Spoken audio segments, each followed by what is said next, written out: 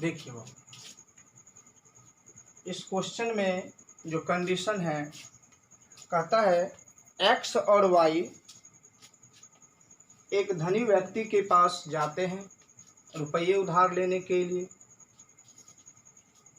और एक्स और वाई दोनों जो उस धनी व्यक्ति से रुपया उधार लेते हैं समान रुपया उधार लेते हैं।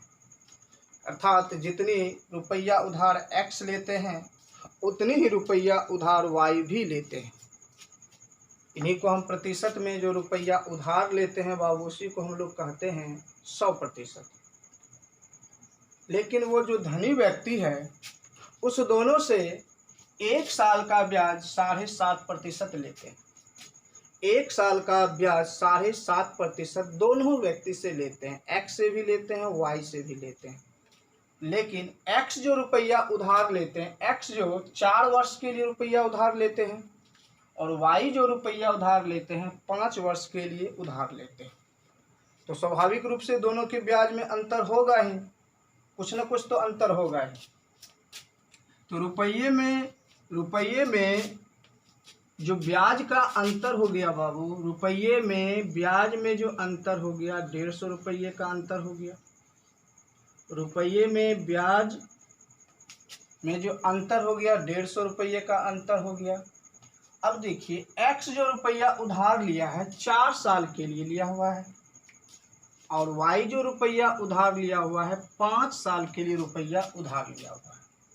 इसमें कंडीशन है कि 1 साल का जो ब्याज ले रहे हैं वो धनी व्यक्ति हम दोनों से यानी एक्स और वाई से 1 साल का ब्याज ले रहे हैं 7.5%। तो 4 साल का ब्याज एक्स को देना पड़ जाएगा 7×4 और इधर हो गया 2 यानी 30%। एक्स को जो ब्याज देना पड़ेगा 4 साल का ब्याज 30% देना होगा, 7.5×4 = 30। एक्स को जो ब्याज देना पड़ेगा 4 साल का ब्याज 30% देना पड़ेगा, जबकि वाई जो रुपया उधार लिए हुए हैं 5 साल के लिए लिए हुए हैं।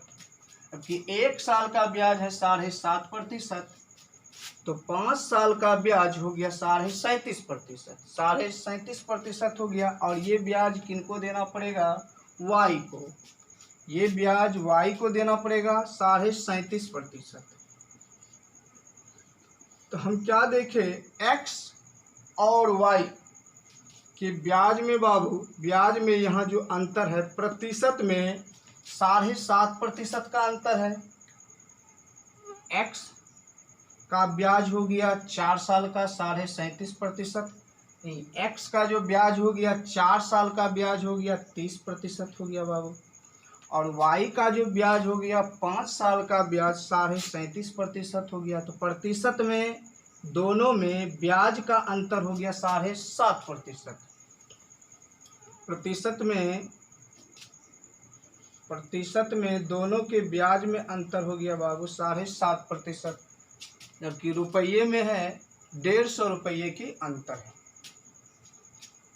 तो यहाँ से हम दशमलव को यहाँ से रिमूव करते हैं तो यहाँ पर हो जाएगा बाबू 0, यानी ये बन गया आपका अब 75% बराबर हो गया 1500 रुपया।